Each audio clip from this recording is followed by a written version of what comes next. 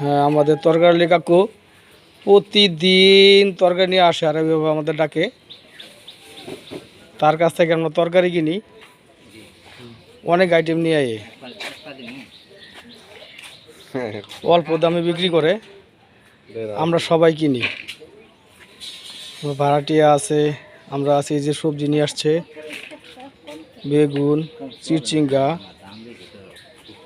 করল্লা, লাউ, সিম।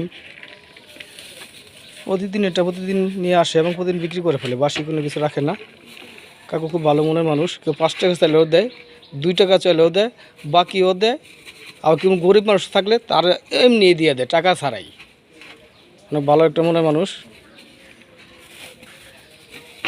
পশ্চিম যদুপুর বিক্রি করে মদিনা মসজিদ, বাস স্ট্যান্ড, লক্ষ্মীপুরা,